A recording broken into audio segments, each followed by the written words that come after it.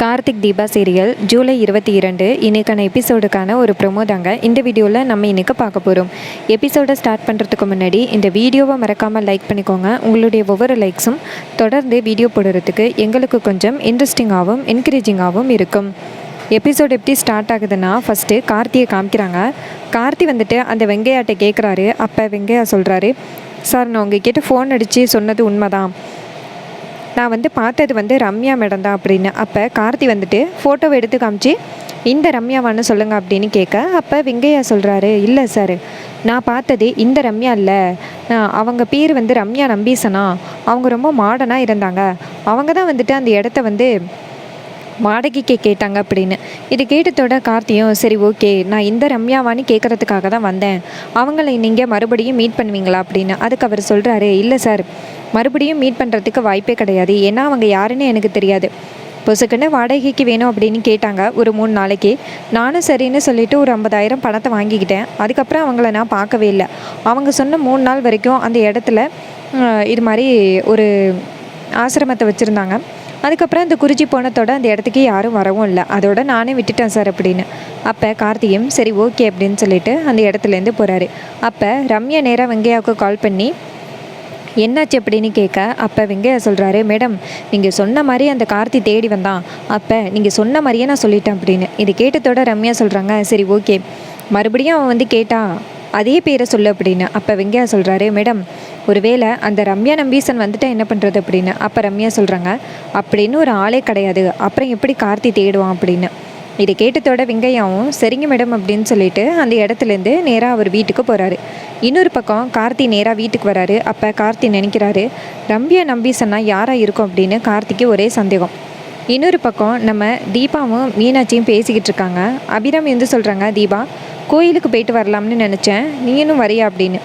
இதை கேட்ட தீபாவும் கண்டிப்பாக அத்தை அப்படின்னு சொல்லிட்டு பூஜைக்காக எல்லா ஜாமானையும் எடுக்கிறாங்க. அப்போ அபிராமி நேராக தீபாட்ட, தீபா சாமி ரூம்புக்குள்ளே உன்னுடைய தாலி வச்சிருக்கேல்ல, அதை போய் எடுத்துகிட்டு வா, அதை கொண்டு போய் வச்சு சாமி கும்பிடணும் அப்படின்னு. இது கேட்டதோட தீபாவும் சரிங்கத்தை அப்படின்னு சொல்லிட்டு நேராக சாமி ரூமுக்குள்ளே போயிட்டு சாமி கும்பிட்டுட்டு அந்த தாலியை எடுத்துகிட்டு வந்துட்டு அபிராமிகிட்ட கொடுக்குறாங்க. அப்போ அபிராமி சொல்கிறாங்க, தீபா நாளைக்கு உனக்கு கல்யாணம் நடக்க போகுதில்ல, அதனால் இந்த தாலியை கொண்டு போய் சாமிக்கிட்ட வச்சு சாமி கும்பிட்டுட்டு வரலாம் அப்படிங்கிறதுக்காக தான் இந்த தாலியை கொண்டு போய் வைக்கணும்னு சொன்னேன் அப்படின்னு. இது கேட்டதோட தீபாவும் சரிங்கத்தை அப்படின்னு சொல்கிறாங்க. அதுக்கப்புறமா தீபாவும் அபிராமியும் சேர்ந்து கோயிலுக்கு கிளம்புறாங்க. அப்போ தீபாவும் அபிராமியும் கோயிலுக்கு போனதோட நம்ம தீபா சொல்கிறாங்க, அத்தை இந்த கோயிலுக்கு 1 வாரத்துக்கு மேலே ஆகுது, நீங்கள் வராமல் இருந்ததுனால நான் இந்த கோயிலுக்கே வரல அப்படின்னு. அப்போ அபிராமி சொல்கிறாங்க, இங்கே பாருமா தீபா, நீ எனக்காக பல தடவை கோயிலுக்கு வந்திருப்பேன்னு தெரியும், ஏன் போய் சொல்கிற அப்படின்னு. அப்போ தீபா சொல்கிறாங்க, இல்லைத்த உங்களோட இத்தனை நாளாக ஆகிட்டுன்னு சொல்கிறேன் அப்படின்னு. அபிராமியும் சரி அப்படின்னு சொல்ல அந்த இடத்துக்கு ஐயர் வராரு. ஐயர் நேராக அபிராமி கிட்ட, அப்பாடா அபிராமி அம்மா நல்லபடியாக வந்துட்டாங்களா, நீங்கள் நல்லபடியாக வரணும்னு உங்கள் மருமகள்கள் எல்லாருமே எப்படி தெரியும்னா போராடினாங்க, அதுலேயும் முக்கியமாக ஐஸ்வர்யா அம்மா இருக்காங்கல்ல, அவங்க வாயில் கூட அழகு குத்திக்கிட்டாங்க, உப்பில் நடந்தாங்க, தீச்சட்டி எடுத்தாங்க, அதுவும் நீங்கள் உயிர் பிழைக்கணும் அப்படின்னு. உங்கள் வீட்டில் எல்லாருமே உங்கள் மேலே ரொம்ப பாசமாக இருக்காங்கம்மா, இந்த அளவுக்கு பாசமாக இருக்கிற ஃபேமிலியை நான் இப்போ தான் பார்க்குறேம்மா அப்படின்னு. அபிராமி சொல்கிறாங்க, என் மருமகள்கள் எல்லாருமே என் மேலே ரொம்ப பாசமாக இருக்காங்க அப்படின்னு. அதுக்கப்புறமா ஐயர் கேட்குறாரு, சொல்லுங்கம்மா யார் பேருக்கு அர்ச்சனை பண்ணணும் அப்படின்னு. அப்போ அபிராமி சொல்கிறாங்க, என் மருமக தீபா பேருக்கு, நாளைக்கு என் மருமக தீபாவுக்கு ஒரு கல்யாணம் நடக்க போகுது, அந்த கல்யாணம் நல்லபடியாக நடக்கணும், அதோட என் மருமகளோட தாலி எடுத்துகிட்டு வந்திருக்கேன், அதை வச்சு பூஜை பண்ணுங்க அப்படின்னு. அப்போ ஐயர் கேட்குறாரு, என்னம்மா இது தாலியை கழட்டி கொடுக்குறீங்க அப்படின்னு. அப்போ அபிராமி சொல்கிறாங்க, ஒரு சூழ்நிலையால் தீபா தாலியை கழட்டுற மாதிரி வந்துச்சு, இப்போ அந்த தாலியை மறுபடியும் தீபாவோட கழுத்துக்கு ஏறணும், அதுக்காக நாளைக்கு நாங்கள் ஒரு சடங்கு வச்சுருக்கோம், தீபாவோட கழுத்தில் கார்த்தி தாலி கட்ட போகிறான், அதனால் இந்த தாலியை சாமிக்கிட்ட மட்டும் வச்சு பூஜை பண்ணி கொண்டுட்டு வாங்கலாம் அப்படின்னு. இது கேட்ட ஐயரும் பேஷாக பண்ணிடலாம் அப்படின்னு சொல்லிட்டு நேராக கொண்டு போய் சாமிக்கிட்ட அந்த தாலியை வச்சுட்டு பூஜை பண்ணுறாங்க. பூஜை பண்ணி முடிச்சதோட அந்த தாலியை கொண்டாந்து அபிராமியோட கையில் கொடுக்குறாங்க. அப்போ அபிராமியோட கையில் கொடுக்கும் பொழுது அந்த தாலி தவறுது. இதை பார்த்ததோட அபிராமி அதிர்ச்சி ஆகுறாங்க. அப்போ ஐயர் சொல்கிறாரு, அம்மா கவலைப்படாதீங்க, நான் கொடுக்கும் பொழுது ஒழுங்காக கொடுக்கல, அதான் கீழே விழுந்துட்டு, இதுக்காக நீங்கள் அபசகுணம் அப்படின்லாம் நீங்கள் நினைக்க வேணாம் அப்படின்னு. அபிராமியும், இல்லை பூசாரி ஐயா, அம்மன் கிட்ட வச்சு கொண்டுட்டு வந்த தாலி என் கையில் கொடுக்கும் பொழுது தவறுதுன்னா இதுக்கு பின்னாடி ஏதோ ஒரு காரணம் இருக்குன்னு எனக்கு புரியுது, எந்த பிரச்சனையும் இல்லாமல் இந்த கல்யாணம் நடக்கணும் அப்படின்னு அபிராமி நினைக்கிறாங்க. அப்போ தீபா சொல்கிறாங்க, அத்தை இதுக்கெல்லாம் கவலைப்படாதீங்க அத்தை, எதுவும் கெட்டது நடந்துடாது அத்தை அப்படின்னு. அப்போ அபிராமியும் சரி தீபா அப்படின்னு சொல்லிட்டு நேராக கோவிலில் போய் உட்காடுறாங்க. இந்த தாலி தவறுனதுனால அபிராமிக்கு கொஞ்சம் மனசு சங்கடமாகவே இருக்குது. அம்மன் கிட்ட கொண்டு போய் வச்சு கொண்டு வந்த தாலி இப்படி தவறி இருக்கே அப்படின்னு. இன்னொரு பக்கம் நம்ம தீபா அன்னைக்கு நடந்த விஷயத்தை யோசனை பண்ணி பார்க்குறாங்க. அவங்க அத்தைக்கு உடம்பு சரியில்லைன்னு தீபா சாமி கும்பிட்றதுக்காக மீனாட்சியோட தாலி கொண்டாந்து சாமிக்கிட்ட வச்சு பூஜை பண்ணாங்க. அப்போ தீபா சாமி கும்பிடும் பொழுது அந்த விளக்கு அணைஞ்சிச்சு. அப்போ தான் அபிராமிக்கு வந்து குண்டடிப்பட்டுச்சு. இதனால் நம்ம தீபா நினைக்கிறாங்க, அடுத்தது எதுவும் கெட்ட விஷயம் நடந்துடக்கூடாது கடவுளே அப்படின்னு தீபாவுமே மனசுக்குள்ளே பயப்படுறாங்க. அதுக்கப்புறம் அபிராமி தீபாட்ட சொல்கிறாங்க, சரி வா தீபா வீட்டுக்கு போகலாம் அப்படின்னு. அப்போ தீபா சொல்கிறாங்க, அத்தை இங்கே நடந்ததை நீங்கள் யாருக்கிட்டையும் சொல்ல வேணாம் அப்படின்னு. அபிராமி சொல்கிறாங்க, நான் யாருக்கிட்டையும் சொல்ல மாட்டேன் தீபா அப்படின்னு சொல்லிட்டு நேராக வீட்டுக்கு போகிறாங்க. அங்கே வீட்டுக்கு போனதோட நம்ம கார்த்தி இருக்காருல்ல, அவர் நேராக வந்துட்டு தீபாவை கூப்பிட்றாரு. அப்போ தீபா சொல்கிறாங்க, சொல்லுங்கள் அப்படின்னு. அப்போ கார்த்தி சொல்கிறாரு, தீபா உங்ககிட்ட ஒரு முக்கியமான விஷயம் பேசணும் அப்படின்னு சொல்ல தீபாவும் சரிங்க அப்படின்னு சொல்லிட்டு நேராக மாடிக்கு போகிறாங்க. அபிராமி கொண்டு போய் அந்த தாலியை சாமி ரூமுக்குள்ளே வச்சுட்டு, கடவுளே இந்த தாலியை கொண்டு போய் அம்மன் கால் பாதத்தில் வச்சுட்டு சாமி கும்பிட்டேன். அப்போ டக்குன்னு இந்த தாலி வந்து கீழே தவறிடுச்சு. எனக்கு அதுலேருந்தே மனசு சங்கடமாக இருக்குது. தீபாவுக்கும் கார்த்திக்கும் நல்லபடியாக கல்யாணம் நடந்து முடியணும், அதுக்கு நீங்கள் தான் துணையாக இருக்கணும் அப்படின்னு நம்ம தீபா சாமி கும்பிட்றாங்க. அப்போ அந்த இடத்துக்கு மீனாட்சி வராங்க. மீனாட்சி வந்துட்டு, அத்தை என்னாச்சுத்த, உங்கள் முகமே சரியில்லையே அப்படின்னு கேட்க, அப்போ அபிராமி சொல்கிறாங்க, மீனாட்சி இன்றைக்கி நான் தீபாவை கூட்டிக்கிட்டு சாமி கும்பிட போனேன்னே, அப்போ தீபாவோட தாலியை வந்து சாமிக்கிட்ட கால் பாதத்தில் வச்சு சாமி கும்பிட்டேன். அப்போ டக்குன்னு இந்த தாலி வந்து கீழே தவறிடுச்சு. பூசாரி கொண்டாந்து கொடுக்கும் பொழுது அதுலேருந்து எனக்கு மனசு சங்கடமாகவே இருக்குது, ஏதாவது தப்பான விஷயம் நடந்துருமோ அப்படின்னு. அப்போ தீபா சொல்கிறாங்க, மீனாட்சி சொல்கிறாங்க, அத்தை அது எதாவது எதேர்ச்சியாக நடந்திருக்கும், நீங்கள் அதை பற்றி கவலைப்படாதீங்க. இதுக்கு மேலேயும் தீபா கார்த்தியோட கல்யாணத்தை நிப்பாட்டுறதுக்கு யார் வர போகிறா? ஏற்கனவே வந்துட்டு உங்களுக்கு தீபாவை பிடிக்கல, அதனால தான் இந்த கல்யாணம் தள்ளி போய் நடந்துக்கிட்டே இருந்துச்சு. ஆனால் இப்போ அப்படி இல்லை, தீபாவையும் கார்த்தியையும் எல்லாருக்கும் பிடிக்கும். தீபாவையும் கார்த்தி கல்யாணத்தை நடத்தி முடிக்கணும்னு நம்ம எல்லாருமே வந்துட்டு ரொம்ப ஆசையாக இருக்கோம். அதுக்கு மேலேயும் யார் வந்து நமக்கு தொந்தரவு கொடுக்க போகிறா? நீங்கள் கவலைப்படாதீங்க, இந்த கல்யாணம் நல்லபடியாக முடியும் அப்படின்னு. இதை கேட்ட அபிராமியும் சரி அப்படின்னு சொல்கிறாங்க. அப்போ மீனாட்சி சொல்கிறாங்க, அத்தை உங்ககிட்ட ஒரு விஷயம் சொல்கிறேன், அதை ஏற்றுப்பீங்களா அப்படின்னு. அப்போ அபிராமி கேட்குறாங்க, என்னம்மா சொல்லு மீனாட்சி அப்படின்னு. அப்போ மீனாட்சி சொல்கிறாங்க, அத்தை தீபா அன்னைக்கு ஒரு நாள் என்கிட்ட ஒரு விஷயத்த சொல்லி புலம்புனாத்த அப்படின்னு. அப்போ அபிராமி கேட்குறாங்க, ஏம்மா என்னாச்சு அப்படின்னு. அப்போ மீனாட்சி சொல்கிறாங்க, அத்தை இது மாதிரி என் கல்யாணமும் ஐஸ்வர்யாவோட கல்யாணமும் ஊரறிய பத்திரிக்கை அடித்து எல்லாருக்குமே வந்துட்டு சொல்லி இந்த கல்யாணம் நடந்துச்சு. ஆனால் தீபாவோட கல்யாணம் வந்துட்டு எதேர்ச்சியாக நடந்துச்சுன்னு தீபா ரொம்ப ஃபீல் பண்ணி சொல்லியிருக்கா ஏற்கனவே. தீபாவுக்கு இது கிடச்ச ஒரு 2வது வாய்ப்பாக நினச்சிப்போமே. தீபாவுக்காக பத்திரிக்கை அடித்து எங்கே பார்த்தாலும் சொல்லி தீபாவோட கல்யாணத்தை நல்லா சிறப்பாக நடத்தலாமே அப்படின்னு சொல்ல அபிராமி சொல்கிறாங்க, இதுதான் தீபாவோட ஆசைன்னா நீ முன்னாடியே என்கிட்ட சொல்லியிருக்கலாம்ல, எதுக்காக நீ என்கிட்ட சொல்லலை அப்படின்னு. அப்போ மீனாட்சி சொல்கிறாங்க, அத்தை தீபா தான் வந்துட்டு யாருக்கிட்டையும் சொல்ல வேணான்னு சொன்னா அப்படின்னு. அப்போ அபிராமி சொல்கிறாங்க, இங்கே பாரு அவள் இப்படித்தான் இருப்பா அடக்கமா, நீ கவலைப்படாத, உன் தங்கச்சி தீபாவுக்காக இதெல்லாம் பண்ணணும்னு நினைக்கிறீல்ல, கண்டிப்பாக பத்திரிக்கை அடித்து எல்லாருக்குமே சொல்லி இந்த கல்யாணத்தை சிறப்பாக நடத்தலாம் அப்படின்னு சொல்ல மீனாட்சியும் சரித்த அப்படின்னு சொல்கிறாங்க. அதுக்கப்புறமா மீனாட்சி ரொம்ப சந்தோஷமாக இங்கிட்டு வராங்க. இன்னொரு பக்கம் கார்த்தி நேராக தீபா கிட்ட, தீபா உங்ககிட்ட ஒரு முக்கியமான விஷயம் பேசணும் அப்படின்னு சொல்ல தீபா கேட்குறாங்க, ஏன் சார் என்னாச்சு, ஏதாவது ப்ராப்ளமா அப்படின்னு. அப்போ கார்த்தி சொல்கிறாரு, இல்லை தீபா அன்றைக்கி நீங்கள் சாமியாரை பார்க்க போனீங்கள்ல, அப்போ அந்த சாமியாரை தான் உங்களுக்கு தெரியும்னு ரம்யாவுக்கு எப்படி தெரியும் அப்படின்னு. அப்போ தீபா சொன்னாங்க, சார் அன்றைக்கி வந்துட்டு நான் ரம்யா கிட்ட இந்த சாமியாரை பற்றி சொன்னேன். இது மாதிரி மைதிலி அண்ணி ஒரு சாமியாரை பற்றி சொன்னாங்க, செங்கல்பட்டில் ரொம்ப ஃபேமஸான சாமியாராம். அந்த சாமியாரை பார்த்தா கண்டிப்பாக வந்துட்டு நல்லது நடக்கும் அப்படின்னு மைதிலி அண்ணி சொன்னாங்க. உடனே நான் ரம்யா கிட்ட சொன்னேன், இது மாதிரி எனக்காக அந்த சாமியாரை தேடி கண்டுபிடிக்கிறியான்னு கேட்டேன். உடனே ரம்யாவும் சரி அப்படின்னு சொன்னான். ரம்யா வந்துட்டு எப்படி தேடி கண்டுபிடிச்சான்னு தெரியல, ஆனால் ஒரே நாள்லேயே கண்டுபிடிச்சிட்டா. நாங்கள் 2 பேருமே சேர்ந்து செங்கல்பட்டில் உள்ள சாமியாரை பார்க்குறதுக்காக அங்கே போனோம். அங்கே சாமியார் வந்துட்டு இருந்தார். அப்போ சாமியார்கிட்ட என் பிரச்சனைகளை சொன்னேன். அப்போ சாமியார் என்ன சொன்னாருன்னா, இந்த பரிகாரத்தை செஞ்சால் நல்லா இருக்கும்னு சொன்னார். உடனே நானும் சரின்னு ஒத்துக்கிட்டேன். அதுக்கப்புறம் அந்த பரிகாரத்தையும் செய்கிறதுக்காக நான் உங்ககிட்ட பெர்மிஷன் கேட்கணுன்னு சொன்னேன். ஆனால் அவர் கேட்கவே இல்லை. வீட்டில் யாருக்கிட்டக்குமே இந்த பரிகாரத்தை பற்றி தெரியக்கூடாது அப்படின்னு ரொம்ப மிரட்டினார். நானும் சரின்னு சொல்லிவிட்டு நான் இந்த பரிகாரத்தை பற்றி வீட்டில் யாருக்கிட்டையுமே சொல்ல மாட்டேன்னு சொல்லிட்டேன். ஒரு வேளை சொன்னால் அத்தைக்கு ரொம்ப முடியாமல் போயிடும், அத்தையோட உயிரை காப்பாற்றவே முடியாது அப்படின்னு ரொம்ப ஸ்ட்ரிக்டாக சொன்னார். அதனால தான் நானும் சரின்னு சொல்லிவிட்டு யாருக்கிட்டையுமே இந்த பரிகாரத்தை பற்றி சொல்லலை அப்படின்னு. இது கேட்டதோட கார்த்தியும் சரி ரம்யா கூட இந்த பரிகாரத்தை யாருக்கிட்டையும் சொல்லக்கூடாதுன்னு சொன்னாலா அப்படின்னு. அப்போ தீபா சொல்கிறாங்க, ஆமாம் சார், ரம்யா தான் வந்துட்டு என்கிட்ட ரொம்ப ஃபோர்ஸ் பண்ணா இந்த பரிகாரத்தை பற்றி நீ யாருக்கிட்டையும் சொல்லாத அப்படின்னு. அவள் எதுக்கு பயந்தான்னா இந்த மாதிரி ஆபத்தான ஒரு பரிகாரத்தை செஞ்சால் கண்டிப்பாக வந்துட்டு எல்லாருமே ரம்யாவை தான் பேசுவாங்க அப்படின்னு ரம்யா ரொம்ப பயந்தா. அதனால தான் ரம்யா வந்துட்டு யாருக்கிட்டையும் சொல்ல வேணான்னு சொன்னால். சரி எனக்கும் எந்த ஆபத்தும் வராது, அதான் ரம்யா இருக்காளே அப்படின்னு நினச்சி தான் நானும் அந்த பரிகாரத்தை செய்யலாம்னு ஒத்துக்கிட்டேன்.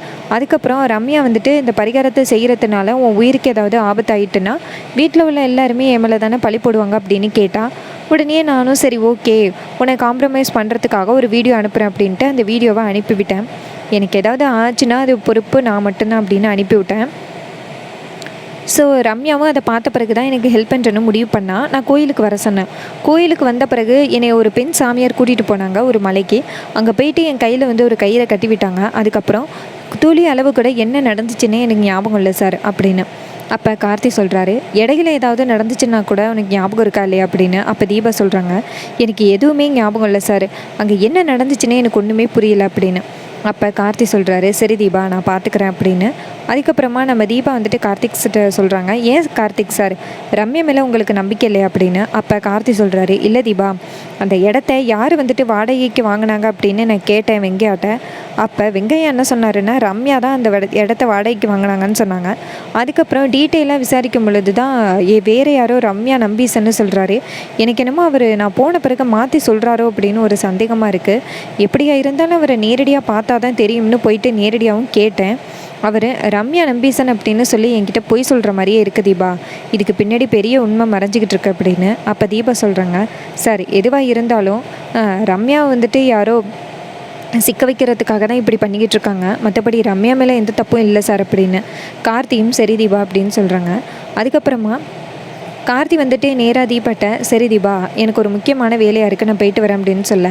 தீபாவும் சரிங்க சார் அப்படின்னு சொல்கிறாங்க. அதுக்கப்புறமா தீபா சமையக்கட்டில் எப்பவும் போல் வேலை பார்க்குறதுக்காக வராங்க. அப்போ எப்போவுமே சமையலுக்கு வாங்கிட்டு வர காய்கறியெல்லாம் வந்துட்டு ஒரு கட்டப்பையில் இருக்கும். அப்போ தீபா வந்துட்டு ஒவ்வொரு கட்டப்பையாக பார்த்துக்கிட்டு இருக்கும் பொழுது ஒரு கட்டப்பைக்குள்ளே முகமுடி தாடி இதெல்லாம் இருக்கிறத பார்த்துட்டு தீபா ரொம்ப அதிர்ச்சி ஆகுறாங்க. அப்போ தீபா அதையெல்லாம் பார்த்துட்டு இதெல்லாம் எப்படி இங்கே வந்துச்சு, இது யாருடையது அப்படின்னு தீபா உள்ளார உள்ள பொருளை எடுத்து பார்க்குறாங்க. பார்த்தா அது அப்படியே நம்ம தீபா வந்துட்டு போலிச்சாமியாரை பார்த்தாங்கல்ல, அவர் என்னென்ன பொருள் யூஸ் பண்ணாரோ அது எல்லாமே இருக்குது. அதை பார்த்ததோட தீபாவுக்கு ரொம்ப பெரிய அதிர்ச்சி. தீபா வந்துட்டு நேராக மீனாட்சியை கூப்பிட்றாங்க. மீனாட்சி அந்த இடத்துக்கு வந்துட்டு, தீபா என்னம்மாச்சு, ஏன் இப்படி பதட்டமாக இருக்குது அப்படின்னு கேட்க. அப்போ தீபா சொல்கிறாங்க, அக்கா அந்த கட்டப்பையில் என்னமோ இருக்குது, எனக்கு பார்க்கவே பயமாக இருக்குது அப்படின்னு சொல்ல. அதுக்கு தீபா மீனாட்சி கேட்குறாங்க, என்ன தீபா இருக்குது அப்படி அப்படின்னு. அதுக்கு தீபா சொல்கிறாங்க, அக்கா நீங்கள் போய் பாருங்கள் அப்படின்னு. அப்போ மீனாட்சி போயிட்டு அந்த கட்டப்பையை திறந்து பார்க்குறாங்க. பார்த்தா அந்த கட்டப்பைக்குள்ளே ஒரு சாமியார் கெட்ட போடுறதுக்கான எல்லா எக்யூப்மெண்ட்ஸும் இருக்குது. அதை பார்த்ததோட மீனாட்சிக்கு ரொம்ப ஷாக்கு. மீனாட்சி கேட்குறாங்க, தீபா இந்த பைய நம்ம வீட்டுக்குள்ளே எப்படி வந்துச்சு அப்படின்னு. அப்போ தீபா சொல்கிறாங்க, இது மாதிரி போலி சாமியார் தான் வந்துட்டு என்னை வந்து கொலை பண்ணுறதுக்கு முயற்சி பண்ணது அப்படின்னு கார்த்திக் சார் சொல்லிக்கிட்டு இருக்காருல்ல, அவர் சொல்கிற மாதிரி இந்த எக்யூப்மெண்ட்ஸ் எல்லாம் இருக்குது. ஸோ இதெல்லாம் பார்க்கும் பொழுது இது எப்படி இந்த வீட்டுக்குள்ளே வந்துச்சு, இந்த வீட்டுக்குள்ளே எப்படி வந்துச்சுன்னே எனக்கு ஒன்றும் புரியலையே அப்படின்னு தீபா சொல்ல. அப்போ மீனாட்சி சொல்கிறாங்க, தீபா நம்ம இதை பற்றி கார்த்திக்கிட்ட கண்டிப்பாக சொல்லணும் அப்படின்னு சொல்ல. அதுக்கு நம்ம தீபாவும் சரி நம்ம இப்போவே கால் பண்ணுவோம் அப்படின்ட்டு கார்த்திக்கே நேராக கால் பண்ணுறாங்க. கார்த்தி ஃபோனை அட்டன் பண்ணி சொல்லுங்கள் அண்ணி அப்படின்னு சொல்ல. அப்போ மீனாட்சி சொல்கிறாங்க, தம்பி கொஞ்சம் சீக்கிரம் வீட்டுக்கு வர முடியுமா அப்படின்னு கேட்க. அதுக்கு கார்த்தி சொல்கிறாரு, ஏன் அண்ணி என்னாச்சு, ஏதாவது ரொம்ப பெரிய ப்ராப்ளமா அப்படின்னு. அப்போ மீனாட்சி சொல்கிறாங்க, இல்லை தம்பி இது மாதிரி ரூம்குள்ளே ஒரு பை இருந்துச்சு, அந்த பையுக்குள்ளே சாமியார் வேஷமெல்லாம் போடுறதுக்காக என்னென்ன எக்யூப்மெண்ட்ஸ் வேணுமோ எல்லாமே இருக்குது, அதை பார்க்கவே ரொம்ப பயமாக இருக்குது, நீங்கள் ஒரு எட்டு வந்து பார்த்துட்டு போகிறீங்களா அப்படின்னு கேட்க. கார்த்தியும் சரி அண்ணி நான் உடனே வீட்டுக்கு வரேன் அப்படின்னு சொல்லிட்டு கார்த்தி நேராக வீட்டுக்கு வராரு. வீட்டுக்கு வந்துட்டு நேராக தீபாட்ட, தீபா என்னாச்சு அப்படின்னு கேட்க. அப்போ தீபா அந்த பையை காமிக்கிறாங்க. கார்த்தி அந்த பைக்குள்ளே உள்ள பொருளை பார்த்துட்டு ஷாக் ஆகுறாரு. அப்போ கார்த்தி கேட்குறாரு, இந்த பை எப்படி வீட்டுக்குள்ளே வந்துச்சு அப்படின்னு. அப்போ நம்ம மீனாட்சி சொல்கிறாங்க, தம்பி நேற்று வந்துட்டு அத்தை வீட்டுக்கு வந்தாங்கல்ல, அப்போ அந்த கார்லேருந்து தான் வந்து பொருட்களை எல்லாம் எடுத்துகிட்டு வந்தோம். அப்போ இந்த கட்டப்பையே சேர்த்து கொண்டாந்து டிரைவர் வீட்டுக்குள்ளே வச்சுட்டு போனோம். அந்த டிரைவர்கிட்ட தான் கேட்கணும் அப்படின்னு. கார்த்தியும் சரி நான் போயிட்டு டிரைவர்கிட்ட கேட்டுட்டு வரேன் அப்படின்ட்டு நம்ம கார்த்தி வந்துட்டு நேராக வெளியில் வந்துட்டு அந்த செக்யூரிட்டியை பார்த்து, செக்யூரிட்டி நேற்று காருக்குள்ளே உள்ள பொருளை எல்லாம் எடுத்து கொண்டாந்து வீட்டுக்குள்ளே வச்சது யார் அப்படின்னு கேட்க, அப்போ அந்த செக்யூரிட்டி சொல்கிறாரு, சார் நான் தான் கொண்டாந்து வச்சேன். ஒரு கட்டப்பையும் மேடத்தோட ஒரு பிக்னிக் பையும் எடுத்து கொண்டாந்து வச்சேன் அப்படின்னு. இது கேட்டதோட கார்த்தி சொல்கிறாரு, அந்த கட்டப்பை எப்படி காருக்குள்ளே இருந்துச்சு அப்படின்னு கேட்க, செக்யூரிட்டி சொல்கிறாரு, சார் நான் காருக்குள்ளே உள்ள பொருளை எல்லாம் கொண்டாந்து வச்சுட்டேன், மற்றபடி அதுக்கு எனக்கு எந்த வித சம்மந்தமும் இல்லை சார் அப்படின்னு. இது கேட்டதோட கார்த்தியும் சரி அப்படின்னு சொல்லிட்டு நேராக வீட்டுக்குள்ளே வராரு. வீட்டுக்குள்ளே வந்துட்டு நேராக தீபாட்ட இந்த கட்டப்பை எப்படி காருக்குள்ளே வந்துச்சுன்னு தெரியல அப்படின்னு சொல்ல, அப்போ மீனாட்சி சொல்கிறாங்க, கார்த்திக் தம்பி வேறு யாராவது நம்ம காருக்குள்ளே ஏறினாங்களா அப்படின்னு. அப்போ கார்த்தி யோசிக்கிறாரு, ஆமாம் ராஜா தான் காருக்குள்ளே ஏறினா அப்படின்னு. அப்போ நம்ம தீபா சொல்கிறாங்க, ராஜா தான் இப்படி போலிச்சாமியார் வேஷம் போட்டாரா அப்படின்னு.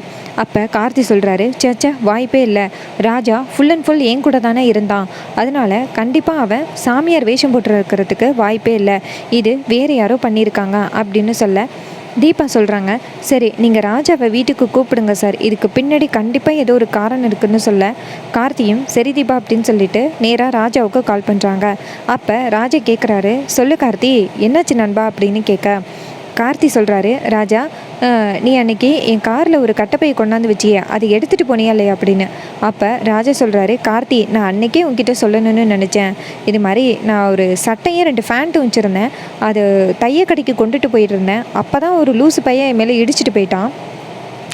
அப்போ தான் அந்த போலீஸ் ஸ்டேஷனுக்கு போனேன்னா போயிட்டு அந்த பிரச்சனையெல்லாம் முடிச்சுட்டு உன் காரில் வரும் பொழுது அந்த பதட்டத்தில் நான் அப்படியே உன் கார்லேயே அந்த பையை விட்டுட்டு வந்துட்டேன் அப்படின்னு. இது கேட்டதோட கார்த்தி சொல்கிறாரு, அந்த பைக்குள்ளே என்ன இருந்துச்சுன்னு சொன்னேன் அப்படின்னு. அப்போ ராஜா சொல்கிறாரு, அந்த பைக்குள்ளே 2 பேண்ட்டும் ஒரு சட்டையும் இருந்துச்சு கார்த்தி, தைய கடைக்கு போகிறதுக்காக எடுத்துகிட்டு போன கட்டப்பை அப்படின்னு. உடனே கார்த்தி சொல்கிறாரு, இல்லை இப்போ அதுக்குள்ளே அது இல்லை, போலிச்சாமியார் வேஷம் போடுறதுக்கான சில பொருட்களும் 5 லட்ச ரூபா பணமும் இருக்குது அப்படின்னு. இதை கேட்டதோட ராஜா சொல்கிறாரு, கார்த்தி அது ஏன் கட்டப்பை இல்லை கார்த்தி அப்படின்னு சொல்ல, கார்த்தி சொல்கிறாரு, நீ நேராக வீட்டுக்கு வாயேன் அப்படின்னு சொல்ல, ராஜாவும் சரி அப்படின்னு சொல்லிட்டு நேராக கார்த்தி வீட்டுக்கு வராரு. அப்போ கார்த்தி வீட்டுக்கு வந்ததோட நேராக கார்த்தி கேட்குறாரு, ராஜா என்ன நடக்குது இங்கே, இந்த பொருள் எப்படி வந்துட்டு மாறி போணுச்சு அப்படின்னு. அப்போ ராஜா சொல்கிறாரு, கார்த்தி இது எல்லாத்துக்கும் காரணம் அவன் தான் அப்படின்னு. அப்போ கார்த்தி கேட்குறாரு, எவன்னு தெளிவாக சொல்லு அப்படின்னு. அப்போ ராஜா சொல்கிறாரு, அன்னைக்கு கூட நான் போலீஸ் ஸ்டேஷனுக்கு போனேன்னா அப்போ கூட சேகர்னு ஒருத்தன் வந்தானே, அந்த ரம்யா மேடத்துக்கு கூட தெரியும் அப்படின்னு சொல்லிட்டு ஓவராக சீன் போட்டானே, அவன் தான் இதே மாதிரி ஒரு பை வச்சுருந்தான், நான் தான் மாற்றி எடுத்துகிட்டு வந்துட்டேன் போல அப்படின்னு. இதை கேட்டதோட கார்த்தி செம்ம ஷாக் ஆகுறாரு, என்ன அந்த சேகர் தான் அந்த பையை வச்சுருந்தான்னு உனக்கு முழுச நம்பிக்கை இருக்கா அப்படின்னு. அப்போ ராஜா சொல்கிறாரு, கார்த்தி வேறு எந்த இடத்துலையுமே இந்த பையை மாறி இருக்கிறதுக்கு வாய்ப்பே கிடையாது, அந்த சேகர்கிட்ட தான் இந்த பை இருந்திருக்கணும் அப்படின்னு. உடனே கார்த்தியும் சரி நான் இதை பற்றி ரம்யா கிட்டே கேட்குறேன் அப்படின்னு சொல்ல, அப்போ மீனாட்சி சொல்கிறாங்க, கார்த்தி நீங்கள் ரம்யா கிட்டே கேட்டாலும் கண்டிப்பாக எனக்கும் அதுக்கும் சம்மந்தம் இல்லை அப்படின்னு தான் சொல்லுவாங்க அப்படின்னு. அப்போ கார்த்தி கேட்குறாரு, ஏன் மீனாட்சி அண்ணி எப்படி சொல்கிறீங்க அப்படின்னு. அப்போ மீனாட்சி நேராக கார்த்திக்கிட்ட, கார்த்திக் தம்பி தீபாவை வச்சுக்கிட்டு இந்த விஷயத்தை சொல்லணும்னு நான் நினைக்கல, நீங்கள் தீபா கிட்டே நின்று சொன்னால் கண்டிப்பாக தீபா வந்துட்டு ரம்யாவுக்கு சப்போர்ட் பண்ணுவாங்க, அதனால் உங்ககிட்ட தனியாக இந்த விஷயத்தை பற்றி சொல்லணும்னு நினைக்கிறேன் அப்படின்னு. கார்த்தியும் சரி அப்படின்னு சொல்லிட்டு நேராக மீனாட்சி கூட தனியாக பேச போகிறாரு. அப்போ கார்த்தி கேட்குறாரு, சொல்லுங்க நீ அப்படின்னு. அப்போ மீனாட்சி சொல்கிறாங்க, தம்பி அந்த ரம்யாவோட பார்வையே சரியில்லை, அவளுடைய நோக்கமும் சரியில்லை, தீபாவை கொலை பண்ணுறதுக்காக தான் அவள் பரிகாரம்னு சொல்லி கூட்டிகிட்டு போயிருப்பாளோன்னு எனக்கு அப்பையிலேருந்தே சந்தேகம் இருக்குது. இந்த வீட்டுக்குள்ளே எப்போ பார்த்தாலும் வந்துக்கிட்டே இருக்கா, என் அத்தையோட மனசில் இடம் பிடிக்கணும் அப்படின்னு ரொம்ப போராடிக்கிட்டு இருக்கா. எனக்கு தெரிஞ்சு அவளுடைய திட்டமே வேற தம்பி, தீபா பெஸ்ட் ஃப்ரெண்டு அப்படிங்கிறதுக்காக அவள் இப்படி பண்ணலை, அவள் மனசில் ஏதோ ஒரு அழுக்கான எண்ணம் இருக்குது, அதுக்காக தான் அவள் இப்படி பண்ணிக்கிட்டு இருக்கா அப்படின்னு. இதை கேட்டதோட கார்த்தி சொல்கிறாரு, அண்ணி நீங்கள் சொல்கிறத என்னால் நம்ப முடியலை அப்படின்னு. அப்போ மைதிலி அந்த இடத்துக்கு வராங்க. மைதிலி வந்துட்டு நேராக கார்த்திக்கிட்ட, இங்கே பாருங்கள் தம்பி, உங்ககிட்ட நான் ஆரம்பத்திலேயே சொல்லியிருக்கணும் அந்த ரம்யா சரியில்லை அப்படின்னு. சின்ன வயசில் தீபாவும் ரம்யாவும் பெஸ்ட் ஃப்ரெண்ட்ஸு தான். ஆனால் ரம்யா எப்படிப்பட்ட ஆள் தெரியுமா? ஒரு விஷயத்து மேலே ஆசைப்பட்டுட்டான்னா அந்த விஷயத்தை அடையாமல் விட மாட்டான். அப்படிப்பட்டவ தான் அவள். ஐஸ்வர்யாவுக்கு கூட தெரியும் உங்கள் மேலே அந்த ரம்யா ஆசைப்பட்டது ஐஸ்வர்யாவுக்கு கூட தெரியும். ஆனால் அவள் வெளியில் சொல்லாமல் இருக்கான். காரணம் என்ன தெரியுமா? அவள் தான் ரம்யாவை தூண்டி விட்டுட்டு வேடிக்கை பார்க்குறான். நீங்கள் எதுவுமே தெரியாமல் இருக்கீங்க. இங்கே பாருங்கள், நீங்கள் மட்டும் அமைதியாக இருந்தீங்கன்னா கண்டிப்பாக அந்த ரம்யா தீபாவை ஏதாவது பண்ணிவிட்டு தீபாவோட இடத்துக்கு வரத்துக்கு முயற்சி பண்ணுவாள். அதனால தயவு செஞ்சு அவளை மட்டும் சாதாரணமாக எடை போடாதீங்க அப்படின்னு. இதை கேட்டுட்டு கார்த்தி சொல்கிறாரு, இல்லை நீங்கள் சொல்கிறது என்னால் நம்ப முடியலை அப்படின்னு. அப்போ மைதிலி சொல்கிறாங்க, சரி நான் சொல்கிறது வேணா கரெக்டானு பாருங்கள். நீங்கள் அன்னைக்கு அந்த ரம்யாவை நேராக அந்த கார்டனுக்கு கூட்டிகிட்டு போனீங்கன்னு தெரியும். அப்போ அவள் என்ன சொன்னா? என் மேலே தானே சந்தேகப்பட சொன்னான். ஏன்னா நான் தான் அந்த சாமியாரை பற்றி சொன்னது. நான் தான் ஏதாவது டெஸ்ட் பண்ணி தீபாவை பழி வாங்குறதுக்காக இப்படி பண்ணேன்னு சொன்னானா இல்லையா அப்படின்னு. அப்போ கார்த்தி சொல்கிறாரு, ஆமாம் சொன்னா அப்படின்னு. அப்போ மைதிலி சொல்கிறாங்க, நீங்கள் வேணும்னா இப்போ இந்த வீட்டுக்குள்ளே அந்த கட்டை பைக்குள்ளே இது மாதிரி சாமியார் பொருட்கள்லாம் இருந்துச்சுன்னு சொல்லுங்கள். உடனேயே ரம்யா என்ன சொல்லுவாங்கன்னா, உங்கள் வீட்டுக்குள்ளே இருந்துச்சுன்னா அதுக்கு காரணம் மைதிலியாக தான் இருக்கணும் அப்படின்னு சொல்லுவாங்க அப்படின்னு சொல்ல, உடனே கார்த்தியும் சரி நான் செக் பண்ணி பார்க்குறேன் அப்படின்ட்டு நேராக ரம்யாவுக்கு கால் பண்ணுறாங்க. அப்போ ரம்யா வந்துட்டு ஃபோனை அட்டன் பண்ணி, சொல்லுங்கள் கார்த்தி, ஏதாவது முக்கியமான விஷயமா அப்படின்னு சொல்ல, அப்போ கார்த்தி சொல்கிறாரு, ஆமாம் ரொம்ப முக்கியமான விஷயந்தான் அப்படின்னு சொல்ல, அப்போ நம்ம ரம்யா கேட்குறாங்க, ஏன் கார்த்தி ஏதாவது ப்ராப்ளமா அப்படின்னு. அப்போ கார்த்தி சொல்கிறாரு, ப்ராப்ளமெல்லாம் இல்லை, இது மாதிரி எங்கள் வீட்டுக்குள்ளே ஒரு கட்டப்பைக்குள்ளே சாமியார் போட வேண்டிய ஒரு சில திங்ஸ் எல்லாம் இருக்குது. அது எப்படி வந்துச்சுன்னு தெரியவே இல்லை. ராஜா என்ன சொல்கிறான்னா, அன்றைக்கி போலீஸ் ஸ்டேஷன் போகும் பொழுது சேகர்னு ஒருத்தன் உங்களுக்கு தெரியும்ல, அவங்கிட்டேருந்து தான் அந்த பையன் மாறி இருக்கும் அப்படின்னு ராஜா சொல்கிறான். அதனால அந்த சேகரை பற்றி உங்களுக்கு தெரியுமான்னு கேட்குறேன் அப்படின்னு. அப்போ ரம்யா சொல்கிறாங்க, கார்த்தி சேகர் அப்படிப்பட்ட ஆளே கிடையாது. சேகரை பற்றி எனக்கு நல்லா தெரியும். உங்கள் வீட்டுக்குள்ளே அந்த கட்டப்பை இருந்துச்சுன்னா கண்டிப்பாக உங்கள் வீட்டுக்குள்ளே தான் யாரோ ஒருத்தவங்க இப்படி பண்ணியிருக்கணும் அப்படின்னு. அப்போ கார்த்தி கேட்குறாரு, எங்கள் வீட்டுக்குள்ளேனா நீங்கள் யாரை நினைக்கிறீங்க அப்படின்னு கேட்க, அதுக்கு ரம்யா சொல்கிறாங்க, வேறு யார், கண்டிப்பாக அந்த மைதிலியாக தான் இருக்கணும். ஆரம்பத்துலேருந்து எனக்கு அவங்க மேலே தான் சந்தேகமாக இருக்குது. ஏன்னா அவங்க தான் வந்துட்டு ஆரம்பத்துலேருந்து இந்த சாமியாரை சொன்னது எல்லாமே. இப்போ உங்கள் வீட்டுக்குள்ளே அந்த சாமியார் வேஷம் போடுறதுக்கான எல்லா எக்யூப்மெண்ட்ஸும் இருக்குன்னா சுற்றி வளைச்சி பார்த்தா அந்த மைதிலி தான் தீபாவை ஏதோ பண்ணுறதுக்கு முயற்சி பண்ணியிருக்காங்க அப்படின்னு. இது கேட்டதோட கார்த்தியும் சரி நான் வந்து என்கொயரி பண்ணிக்கிறேன் அப்படின்னு சொல்லிட்டு ஃபோனை கட் பண்ணுறாரு. அப்போ மைதிலி சொல்கிறாங்க, பார்த்திக்கலாம் தம்பி, அவள் தப்பிக்கிறதுக்கு ஒரே ஒரு எவிடன்ஸ்னால் அது நான் மட்டும்தான். என்னையை வச்சு தான் அவள் தப்பிக்கணும்னு நினைக்கிறான். இங்கே பாருங்கள், நீங்கள் நினைக்கிற மாதிரி அந்த ரம்யா நல்லவ கிடையாது. அவளுடைய நோக்கமே வேறு. நீங்கள் சீக்கிரம் தீபாவோட கழுத்தில் தாலி கட்டுங்க. அவள் கண்டிப்பாக உங்களுக்கும் தீபாவுக்கும் நடக்க போகிற கல்யாணத்தை தடுக்கிறதுக்கு பல வகையில் முயற்சி பண்ணுவாள். நீங்கள் தெரியாமல் இருக்கீங்க அப்படின்னு. இதை கேட்டதோட கார்த்தி சொல்கிறாரு, எனக்கு என்ன பண்ணுறதுன்னு புரியலை அப்படின்னு. அப்போ மீனாட்சி சொல்கிறாங்க, தம்பி இந்த விஷயத்தை இப்படியே விடுங்க. நீங்கள் என்ன பண்ணுறீங்கன்னா ஃபஸ்ட்டு தீபாவோட கழுத்தில் தாலி கட்டுறதுக்கு ஒரு வழியை பாருங்கள். அதுக்கப்புறம் நடக்க வேண்டியதை பார்த்துக்கலாம் அப்படின்னு. இதை கேட்டதோட கார்த்தியும் சரி அப்படிங்கிறாரு. அப்போ நம்ம மைதிலி சொல்கிறாங்க, இங்கே பாருங்கள் தம்பி, தீபா வந்துட்டு அவளுடைய கல்யாணம் கொஞ்சம் நல்லா பெருசாக கிராண்டாக நடக்கணும் அப்படின்னு ஆசைப்பட்றா. அதனால் நீங்கள் கிராண்டாக நடக்கிறதுக்கு நீங்கள் ரெடி பண்ணிங்கன்னா நல்லாயிருக்கும் அப்படின்னு. அப்போ கார்த்தி சொல்கிறாரு, சரி கண்டிப்பாக நான் தயார் பண்ணுறேன் அப்படின்னு சொல்கிறாரு.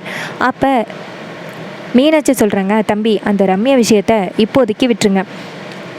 ஏன்னா நீங்கள் ரம்யா கிட்ட ஏதாவது கேட்டிங்கன்னா கண்டிப்பாக அடுத்த பிரச்சனை நம்ம வீட்டுக்குள்ளே வரத்துக்கு வாய்ப்பு இருக்குது. அதனால் நீங்கள் அவகிட்ட எதையுமே கேட்க வேணாம். யாரோ ஒருத்தவங்க தப்பு பண்ணிட்டாங்க அப்படின்னு சொல்கிற மாதிரியே அவகிட்ட இப்போதைக்கு சொல்லிக்கிடுங்க அப்படின்னு. இது கேட்ட கார்த்தியும் சரி அப்படின்னு சொல்கிறாரு.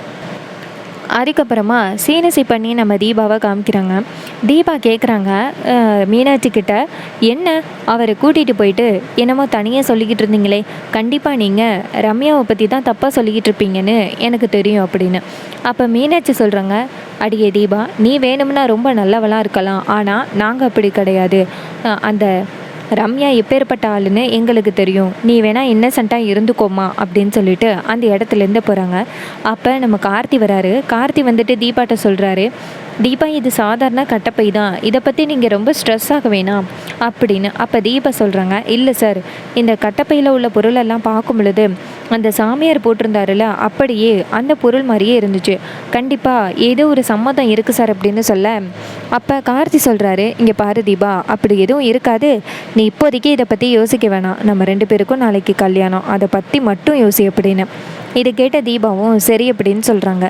இன்னொரு பக்கம் அதே நேரத்தில் ரம்யா கார்த்திக்கு கால் பண்ணுறாங்க. கார்த்தி ஃபோன் அட்டன் பண்ணி, சொல்லுங்கள் ரம்யா அப்படின்னு சொல்ல, ரம்யா கேட்குறாங்க, என்ன கார்த்தி, அந்த சாமியார் உடைகள் யாருடையதுன்னு கண்டுபிடிச்சிங்களா அப்படின்னு. அப்போ கார்த்தி சொல்கிறாரு, இல்லை, அதை பற்றி நான் இப்போ கண்டுபிடிக்கிறதுக்கு விருப்பம் இல்லை, இப்போதைக்கு எனக்கும் தீபாவுக்கும் கல்யாணம் நடக்க போகுது, அதை பற்றி மட்டும்தான் என்னால் யோசிக்க முடியும். நாளைக்கு தீபாவுக்கும் எனக்கும் நடக்க போகிற கல்யாணம் ஒரு புது கல்யாணம் மாதிரி இருக்க போகுது, பத்திரிக்கை அடித்து மண்டபத்தில் கல்யாணத்தை வைக்க போகிறோம் அப்படின்னு. இது கேட்டதோட ரம்யா சொல்கிறாங்க, கார்த்தி இது சாதாரண கல்யாணம் தானே, ஏற்கனவே தான் உங்களுக்கு கல்யாணம் ஆகிட்டு இல்லை, திரும்ப எதுக்கு இந்த மாதிரி அப்படின்னு. அப்போ கார்த்தி சொல்கிறாரு, என் ஒய்ஃப் தீபா அதான் ஆசைப்பட்றாங்க, அதான் அவங்களுடைய ஆசையை நிறைவேற்றுறதுக்காக நானும் சரின்னு சொல்லிட்டேன் அப்படின்னு. இது கேட்டதோட ரம்யா நினைக்கிறாங்க, கார்த்தி எப்படியாவது கல்யாணம் பண்ணலான்னு பார்த்தா இந்த கார்த்தி சுலபமாக வந்துட்டு அந்த தீபாவை கல்யாணம் பண்ணுறதுக்கு நினைக்கிறான், விட மாட்டேன், கண்டிப்பாக அந்த கல்யாணத்தை நடக்க விடக்கூடாது அப்படின்னு நினைக்கிறாங்க. அப்போ கார்த்தி வந்துட்டு ஃபோனை கட் பண்ணிவிட்டு நேராக தீபாட்ட, தீபா நாளைக்கு நமக்கு நடக்க போகிற கல்யாணம் ரொம்ப அருமையாக இருக்கணும் அப்படின்னு சொல்ல, தீபாவும் சரி சார் அப்படின்னு சொல்கிறாங்க. அதே நேரத்தில் மைதிலி வந்து நேராக கார்த்திக்கிட்ட, கார்த்தி இனிமேல் தீபா வந்து ஒரு புது பொண்ணு மாதிரி, அதனால் நீங்கள் அவகிட்ட இனிமேல் பேசக்கூடாது, நீங்கள் 2 பேருமே தனித்தனியான ரூமில் தான் தங்கிக்கணும் அப்படின்னு. அப்போ தீபா சொல்கிறாங்க, அக்கா இதெல்லாம் என்னக்கா, அதான் 2 பேருக்கும் கல்யாணம் ஆகிட்டு இதுக்கப்புறமும் ஏன் தனியாக தங்கணும் அப்படின்னு. அப்போ மீனாட்சி சொல்கிறாங்க, அது சரி, நாங்கள் நாளைக்கு 2 பேருக்குமே புதுசாக கல்யாணம் நடக்க போகிற மாதிரி, இப்போ நீங்கள் 2 பேரும் ஒன்றா இருக்கிறது கூடவே கூடாது, வாடி அப்படின்னு சொல்லிட்டு தீபாவை கூட்டிகிட்டு போவேன். அப்போ நம்ம தீபா வந்துட்டு நேராக கார்த்தியை பார்த்து, கார்த்திக் சார் என்ன இதெல்லாம் அப்படின்னு சொல்ல, கார்த்தி சிரிக்கிறாரு. தீபா அந்த இடத்துலேருந்து போகிறாங்க. இன்னொரு பக்கம் ரம்யா செம கோத்தில் இருக்காங்க. அப்போ ரம்யா நினைக்கிறாங்க, அந்த டாக்டர் வந்துட்டு கார்த்தியை தனியாக கூப்பிட்டு என்னமோ சொன்னான், அது என்னன்னு நம்ம தெரிஞ்சுக்கணும் அப்படின்ட்டு ரம்யா நேராக அந்த டாக்டருக்கு கால் பண்ணுறாங்க. டாக்டர் கேட்குறாரு, சொல்லுங்கள் மேடம் யார் அப்படின்னு. அப்போ ரம்யா சொல்கிறாங்க, சார் நான் தான் வந்துட்டு தீபா பேசுகிறேன் அப்படின்னு. அப்போ டாக்டர் சொல்கிறாரு, சொல்லுங்கள் மேடம் அப்படின்னு. டாக்டர் சொல்கிறாரு, சொல்லுங்கள் தீபா மேடம், என்ன திடீர்னு கால் பண்ணியிருக்கீங்க, உங்கள் அத்தையை தான் டிஸ்சார்ஜ் பண்ணி கொண்டுட்டு போயாச்சு அப்படின்னு. அப்போ ரம்யா சொல்கிறாங்க, இல்லை சார், இது மாதிரி அத்தைக்கு வந்து டேப்லெட் எல்லாம் கரெக்டாக கொடுக்கணும்ல, அதை தான் நான் கேட்டேன் அப்படின்னு. அப்போ டாக்டர் சொல்கிறாரு, ஆமாம் மேடம், உங்கள் அத்தைக்கு கொடுக்க வேண்டிய டேப்லெட்டில் ஒன்று மிஸ் ஆனாலும் கண்டிப்பாக உங்கள் அத்தையோட உயிருக்கு ஆபத்து, அது நான் அன்னைக்கு கார்த்திக் தம்பிக்கிட்ட சொன்னனே, கார்த்திக் தம்பி இதை பற்றி உங்ககிட்ட சொல்லலையா அப்படின்னு. இது கேட்டதோட ரம்யா மனசில் யோசிக்கிறாங்க, ஆஹா அந்த அபிராமிக்கு இப்படி ஒரு ஆபத்து இருக்கா அப்படின்னு. அப்போ ரம்யா கேட்குறாங்க, ஏன் டேப்லெட் கொடுத்தா அப்படி என்ன ஆகும் அப்படின்னு.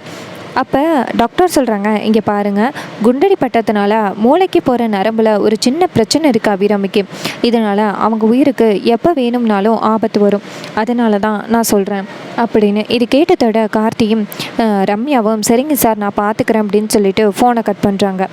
அப்போ அவர் நினைக்கிறாரு, என்ன டக்குன்னு கால் பண்ணாங்க, இப்போ பொசுக்குன்னு காலை கட் பண்ணாங்க, என்னவா இருக்கும் அப்படின்னு. இன்னொரு பக்கம் டாக்டர் வந்துட்டு நேராக கார்த்திக்கு கால் பண்ணி, கார்த்தி இது மாதிரி தீபா மேடம் இப்போ கால் பண்ணி அவங்க அம்மாவுக்கு டேப்லெட் கொடுக்கலைன்னா என்ன ஆகும் அப்படின்னு கேட்குறாங்க.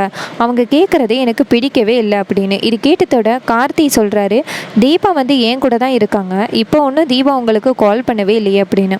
அப்போ டாக்டர் சொல்கிறாரு, இங்கே பாருங்கள் கார்த்தி, இப்போ தான் வந்து கால் பண்ணாங்க, அதை வச்சு தான் நான் சொல்கிறேன் அப்படின்னு. அப்போ கார்த்தி சொல்கிறாரு, இல்லை இப்போ கால் பண்ணவே இல்லை, தீபா இங்கே தானே இருக்காங்க, வேறு யாரும் உங்களுக்கு கால் பண்ணி கேட்குறாங்க, இனிமேல் அம்மாவை பற்றி என்ன தவிர வேறு யார் கேட்டாலும் நீங்கள் சொல்லாதீங்க அப்படின்னு. இது கேட்ட டாக்டரும் சரி அப்படின்னு சொல்கிறாங்க. இன்னொரு பக்கம் நம்ம ரம்யா நினைக்கிறாங்க, ஓ அபிராமிக்கு இப்படி ஒரு பிரச்சனை இருக்கா, அப்போ அபிராமிக்கு நம்ம வந்துட்டு டேப்லெட் ஒழுங்காக கொடுக்கக்கூடாது அப்படின்னு நினைக்கிறாங்க. நம்ம இதை வச்சியே அந்த கார்த்தி தீபாவோட கல்யாணத்தை நிறுத்தலாமே அப்படின்னு ரம்யா ஒரு திட்டத்தை போடுறாங்க. இந்த அபிராமிக்கு இடையில ஏதாவது ஒரு பிரச்சனை வந்துட்டுன்னா கண்டிப்பாக வந்துட்டு கல்யாணம் நடக்காதில்ல, தீபா வந்துட்டு கல்யாணம் பண்ண மாட்டா, தீபா ஒரு அவசகுணம் படித்தவ அப்படின்னு அவளை அந்த வீட்டை விட்டு துரத்திட்டு நம்ம அந்த வீட்டுக்குள்ளே மகாராணியாக போயிடலாம் அப்படின்னு ரம்யா நினைக்கிறாங்க. ரொம்பவே சூப்பராக அப்கமிங் எபிசோடு இருக்க போகுது. இதே மாதிரி இன்னுமே அப்டேட்ஸை பார்க்கணும்னா மறக்காமல் இந்த சேனலை சப்ஸ்கிரைப் பண்ணிக்கோங்க. இது வரைக்கும் இந்த வீடியோவை பார்த்த உங்கள் எல்லாருக்கும் அனைவருக்குமே ரொம்ப நன்றி. அடுத்த வீடியோவில் பார்க்கலாம். தேங்க்யூ ஃபார் வாட்சிங்.